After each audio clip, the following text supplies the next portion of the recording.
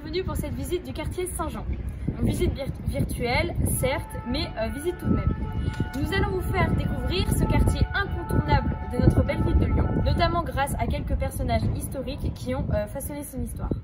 Chacun d'entre eux a eu un impact sur ce quartier très vivant, que ce soit Henri IV, les Gadagne, les Canuts et parfois même les résistants durant la Seconde Guerre mondiale. Mais avant de partir à la découverte de quelques lieux emblématiques du quartier, présentons-le rapidement. Le Vieux-Lyon est le quartier médiéval et renaissance de Lyon. Il est situé sur la rive droite de la Saône, au pied de la colline de Fourvière. C'est, avec Venise, l'un des quartiers les plus vastes datant de cette époque. L'ensemble s'étend sur 30 hectares environ, regroupant 500 immeubles. Et le quartier est classé depuis 1998 au patrimoine mondial de l'UNESCO avec Fourvière, les pentes de la Croix-Rousse, mais également la presqu'île. Partons maintenant à la découverte de quelques lieux emblématiques du Vieux-Lyon. Nous voici maintenant devant la cathédrale Saint-Jean, l'un des monuments les plus emblématiques du Vieux-Lyon. Il faut tout d'abord savoir que le nom complet de la cathédrale est la primatiale Saint-Jean-Baptiste et Saint-Étienne, mais on l'appelle cathédrale Saint-Jean, elle a pris le nom qu'avait le baptistère. Monument historique depuis 1862, elle est le siège épiscopal de l'archidiocèse de Lyon. Par l'ancienneté de son siège, elle se distingue des autres cathédrales de France. Des fouilles archéologiques ont en effet permis de mettre à jour des traces de construction remontant au IVe siècle. Il ne reste rien de cette époque et le bâtiment tel que nous le connaissons aujourd'hui a une construction qui débute au XIIe siècle et qui se termine au XVe, ce qui explique son style roman mais aussi gothique, ce que nous allons voir par la suite. Étant le siège du primat des Gaules, la cathédrale connut de nombreux événements importants, comme le premier concile de Lyon au XIIIe siècle, l'accueil de la dépouille de Saint-Louis, le couronnement d'un pape, et bien sûr le mariage d'Henri IV et de Marie de Médicis.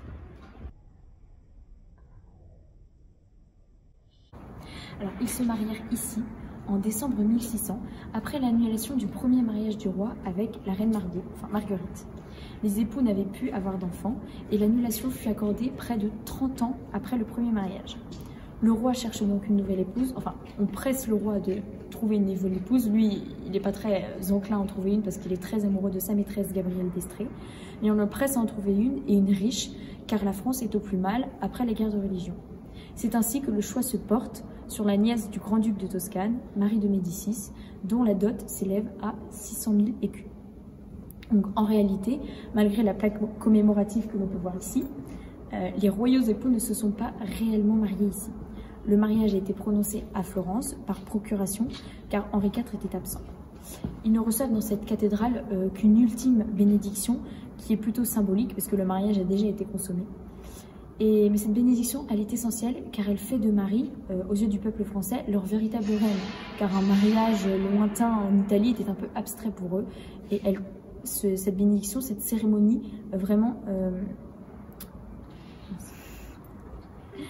officialise ses épousailles. Voilà. Et donc, il faut imaginer quand même dans cette cathédrale de 80 mètres de long et de presque 35 mètres de haut, que tout était rempli donc, de dorures. Il y avait tous les chanoines, l'archevêque, il y avait même le légat du pape qui est venu bénir le couple. Bien sûr, la cathédrale telle que nous la voyons aujourd'hui n'était pas tout à fait identique au moment du mariage. Les tableaux notamment que l'on voit sont bien intérieurs, comme certains vitraux de la nef, mais d'autres vitraux ont assisté à ce royal mariage, si on peut dire, comme ceux du chœur, mais également les énormes rosaces des transepts nord et sud que nous allons nous montrer. Et les vitraux du chœur sont exceptionnels et offrent aux visiteurs les saintes écritures en images. On les appelait autrefois la Bible des pauvres car elles étaient accessibles à tous. Nous nous trouvons d'ailleurs sous l'une de ces magnifiques rosaces, près de l'horloge astronomique dans le transept nord. C'est l'une des plus anciennes d'Europe et elle date du XIVe siècle. Elle affiche l'heure, la date, les différentes phases de la lune, la position du soleil, mais également toutes les fêtes liturgiques. Érigée près de 2 siècles après le début de la construction de la cathédrale, l'horloge était pour la ville un moyen de montrer sa puissance et son prestige. Elle s'élève à près de 9 mètres de haut et différents automates se mettent en marche quand elle sonne. Elle est aujourd'hui en restauration, mais quand elle fonctionne, un carrousel présente chaque jour une statue différente d'un saint. Sur le socle de l'horloge se trouve un almanach ecclésiastique Donc c'est un calendrier avec toutes les fêtes religieuses, ainsi qu'un calendrier perpétuel que l'on voit ici, composé de 6 disques, et donc qui devait fonctionner jusqu'en 2019. Mais l'horloge a été endommagée quelques années avant, et donc elle est maintenant en restauration, et en plus, avec les travaux de restauration de la cathédrale, ils l'ont arrêté. Donc lire un tel calendrier est réservé aux initiés. Si on ne s'y connaît pas, on s'y perd un peu parmi tous ces chiffres et tous ces cadrans. Mais nous pouvons maintenant lever les yeux et observer donc les croisées d'ogives parfois très complexes qui s'entremêlent au-dessus de nos têtes. Celles du chœur sont dans un style plutôt roman. Et lorsque l'on redescend la nef, on aperçoit le changement de style, et particulièrement en fait dans les chapelles latérales où le style est beaucoup plus gothique. Il a en effet fallu plus de 3 siècles pour construire la cathédrale, ce qui explique ce changement de style. On peut également observer en même temps le triforium. En fait, c'est la galerie qui fait tout le tour de la cathédrale et qui témoigne en fait du rehaussement gothique du monument et qui est la traduction en fait encore une fois de ce long temps durant lequel a été construite la cathédrale.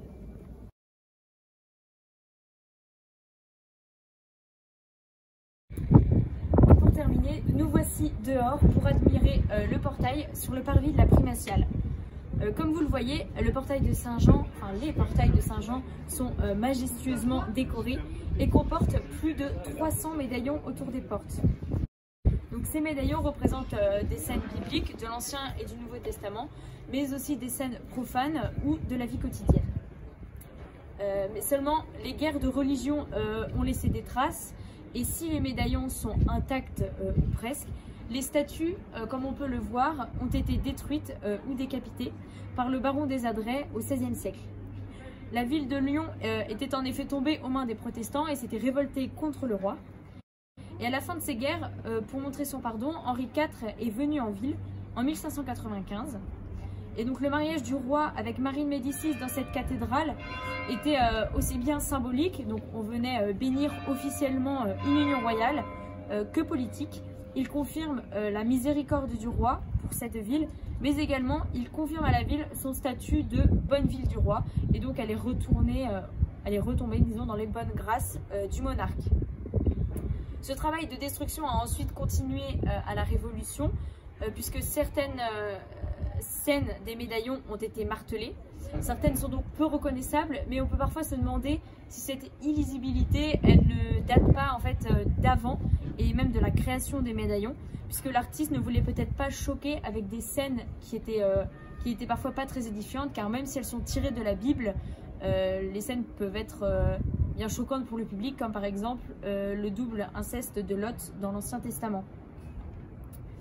Donc ce type de médaillon ne se retrouve en France que sur la façade de la cathédrale de Rouen, qui a sans doute inspiré les architectes et décorateurs de la Primatiale de Lyon. Depuis le XIIe siècle, la cathédrale Saint-Jean a donc été le témoin de nombreux événements historiques et a vu le passage de grands personnages, comme le cardinal de Bourbon qui acheva sa construction, mais également Henri IV ou bien Marie de Médicis qui s'y marièrent. Elle a traversé l'histoire et aujourd'hui encore, grâce à son architecture riche et majestueuse, elle nous raconte la sienne.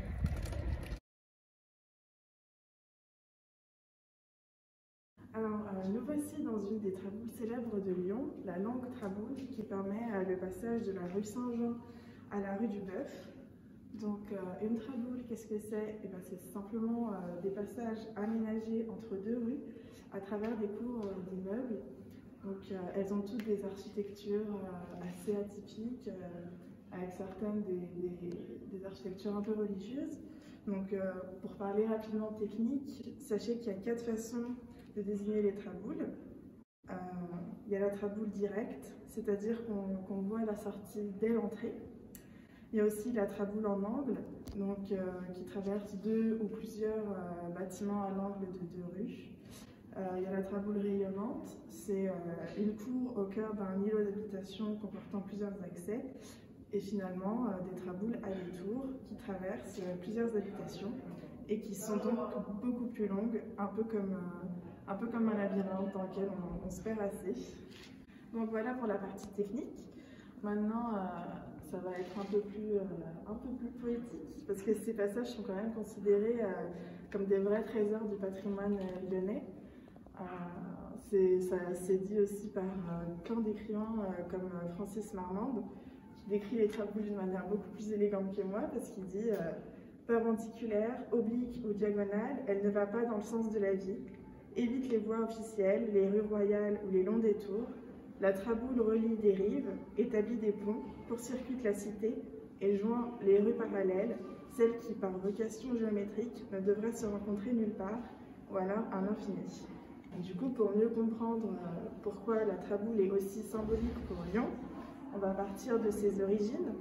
Déjà, le terme traboule apparaît seulement récemment, au début du XXe siècle. Il est le substantif d'un verbe plus ancien, trabouler. Et comme l'explique Nicolas Blanchard, la traboule est étymologiquement et pratiquement un mouvement. C'est celui de se déplacer à travers. Ça vient du latin transambulare. Les premières traboules sont apparues dans les quartiers bien précis du Vieux-Lyon, donc à Nautes, entre le haut de la colline de Fourvière et le carrefour de Trion, dans le quartier de Canabaé, donc c'est l'actuelle presqu'île, et la Cornette, au pied de la Croix-Rousse. Les premières traboules apparaissent au IVe siècle et étaient construites perpendiculairement à la Saône. On compte plus de 500 traboules à Lyon aujourd'hui, et dont environ 200 dans le quartier du Vieux-Lyon. Un grand nombre de ces passages sont fermés aujourd'hui aux condamnés, cependant, pour des raisons de sécurité, évidemment, ou de voisinage. Là, je parle un peu fort, parce que la langue, ça doit être fatigant d'entendre des touristes en bas de sa fenêtre en permanence. Mais heureusement pour nous, un certain nombre de traboules restent ouvertes au public, comme celle-ci. Mais avant que certaines traboules ferment et que la plupart deviennent une attraction touristique, ces traboules ont eu beaucoup d'utilité dans l'histoire. Donc depuis le haut Moyen-Âge, les habitants du bas de la colline de Fourvière s'approvisionnaient en eau, en accédant aux quelques 200 puits supposés de la ville médiévale. Des passages couverts avaient été aménagés pour accéder à ces puits partagés. Donc les traboules ont évolué au fil de la construction de l'habitat, avec la densification des bâtiments, les caractéristiques géographiques des deux collines de Fourvière et de la Croix-Rousse, et la plus ou moins grande profondeur des îlots. C'est surtout à partir du XIIe siècle, avec le développement du transport fluvial, des marchandises, que les traboules vont se multiplier. Le Vieux-Lyon n'a pas de port. On transporte les marchandises dans les rues et à travers les traboules, et on stocke surtout dans les caves. Du coup, ça va continuer jusqu'au XIXe siècle à peu près, puisque le commerce, et notamment celui du textile, impose des déplacements rapides et abrités entre les lieux de production et les lieux de vente et de livraison. Grâce à leur utilité dans le quotidien des Lyonnais, les traboules sont devenues au fur et à mesure des années un trait caractéristique de l'urbanisme lyonnais, et ce de la Renaissance jusqu'à aujourd'hui. Leur intégration d'ailleurs dans l'urbanisme était même prévue dès la construction de l'immeuble. Du coup, c'était vraiment quelque chose de très important dans l'urbanisme lyonnais. Mais les grands travaux d'urbanisme réalisés dans ce secteur au XIXe siècle qui ont restructuré ce secteur, ont fait disparaître les ateliers de tissage, une grande partie des immeubles anciens et surtout une grande partie des traboules. Aujourd'hui, toutes les traboules qui restent se situent au sein du périmètre UNESCO de Lyon. Donc près de 215 cours et traboules ont été recensés dans le Vieux-Lyon, 163 sur les pentes de la Croix-Rousse. Le secteur presqu'île, quant à lui, en dénombre 130, soit, comme j'ai dit tout à l'heure, à peu près 500 traboules au total sur le périmètre UNESCO. Donc ça va, ça reste encore pas mal. Et d'ailleurs, même après avoir été réduites, les traboules ont continué à rendre de grands services à la population pendant la Deuxième Guerre mondiale, par exemple, et lors de la révolte des Canuts. Ce que vous en doutez, puisque ce sont des passages très étroits, c'est assez utile pour se cacher ou aller très rapidement d'un point à un autre discrètement. Ces traboules sont très précieuses pour les Lyonnais. Aujourd'hui, comme je l'ai dit, c'est un trésor du patrimoine lyonnais. C'est pour ça que l'entretien de ces traboules, d'ailleurs, est pris en charge par la municipalité. Et certaines sont protégées et régies par des conventions établies entre les propriétaires, les occupants des immeubles, la ville et de la ville de Lyon.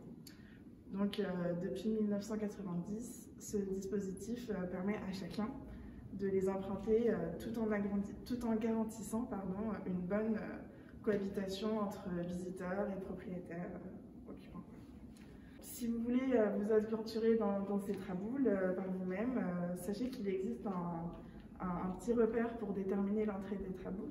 C'est une petite plaque qui rapporte souvent une tête de lion sur fond jaune. Donc c'est généralement installé sur un des murs de la maison. Et préférez aussi une visite matinale parce que de nombreuses cours sont fermées l'après-midi.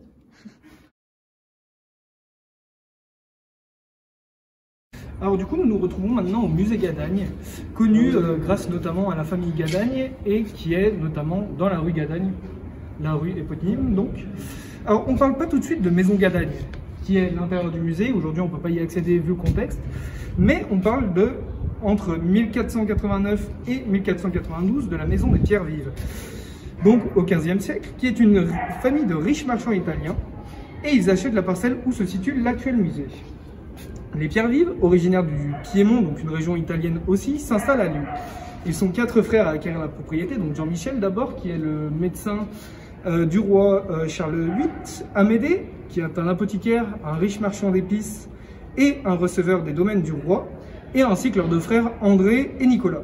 Ils se lancent donc dans une grande entreprise de reconstruction, car en effet, c'était pas d'abord le palais des Pierres Vives, c'était la maison de Boisset qui est détruite, et une nouvelle maison moins vaste est érigée le long de l'actuelle rue Gadagne. Les Pierres Vives construisent les locaux fonctionnels, ainsi donc pour leur activité marchande et banquière. Et on parle ensuite de la maison des Gadagne ou Gadagni. Mais alors pourquoi? Qu'est-ce que c'est les Gadagnes? Qui sont les Gadagnes? Alors c'est une famille de riches marchands italiens aussi, mais cette fois ils sont de Florence, donc de riches marchands florentins qui deviennent vraiment puissants au XVe siècle. Ils sont tout d'abord présents à Florence, donc leur ville d'origine, en tant que marchands banquiers, et ils ont notamment des comptoirs à Paris et à Lyon. Ils sont très importants dans la politique de Florence, et ils y tiendront un rang illustre pendant plusieurs siècles. Sauf que suite à un conflit interne à la ville de Florence, certains seront poussés à partir, et c'est notamment le cas de Simon Gadagne qui nous intéresse ici. Il avait travaillé pour ses activités commerciales à Genève, à Lyon, et il ira d'abord à Turin, puis viendra à Lyon ensuite.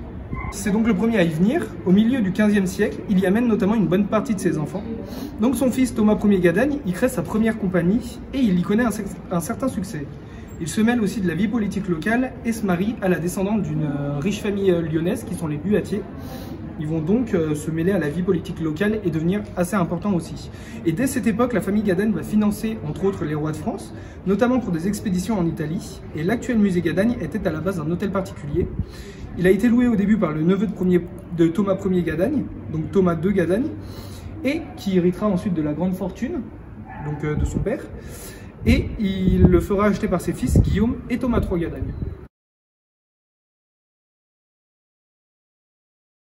Proche de l'actuelle place du Change, véritable plaque tournante des marchands et banquiers lyonnais à la Renaissance, cette emblématique bâtisse du quartier Saint-Jean est aussi le plus grand édifice du Vieux-Lyon que l'on peut visiter, excepté bien sûr les structures religieuses comme on l'a vu plus tôt. Ce monument présente en plus une architecture tout à fait intéressante. Elle est typique de la Renaissance à Lyon, on a une magnifique cour, des escaliers à vis, des cheminées, même un plafond peint et des décors de la même période. Il y a même au dernier étage des jardins en terrasse. Quand on entre, on tombe directement sur la grande cour, avec ses façades, un puits et les galeries qui relient les 2 bâtiments. On peut entre autres noter la différence des époques avec les différentes couleurs de façades. On peut aussi présenter l'escalier d'honneur, construit en 1515 par les Pierres Vives, qui constitue à l'époque l'entrée principale de la maison. Sa porte au rez-de-chaussée est surmontée sur la rue d'un arc en anse de panier et encadré d'une moulure en accolade. Son noyau est formé de boudins groupés en torsade. Il est lumineux, spacieux, notamment grâce à ses fenêtres, et il ouvre sur la cour. Il relie cette dernière à la grande salle de réception, notable cette fois par la cheminée assez imposante qui orne cette salle destinée de jour aux réceptions et de nuit, plutôt de soir, aux banquets et aux bals.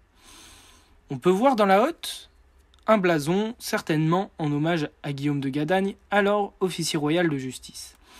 En ce début du XVIe, ces locaux fonctionnels s'inscrivent dans la tradition du gothique tardif. En effet, on peut y noter des fenêtres à meneaux prismatiques, des galeries extérieures à voûtées d'ogives, des escaliers à vis, et dans cette salle, on peut noter de part et d'autre des fenêtres, des petits bancs maçonnés. Autre élément très notable du musée, le plafond peint, commandité par un propriétaire postérieur au Gadagne, puisqu'il s'agit d'André Falconet, médecin célèbre pour avoir fait des traités sur le scorbut. Au XVIIe, il devient échevin de Lyon en 1667, juste après avoir été le conseiller médecin du roi. Donc c'est pas rien. Dans l'une des galeries, nous pouvons voir le plafond peint qui représente un parterre fleuri. On peut en réalité le diviser en 3 parties, avec au centre les toiles peintes et aux angles les lettres F et Q, cerclées de couronnes, qui sont les initiales d'André Falconet, donc le commanditaire, et son épouse Catherine Quinson.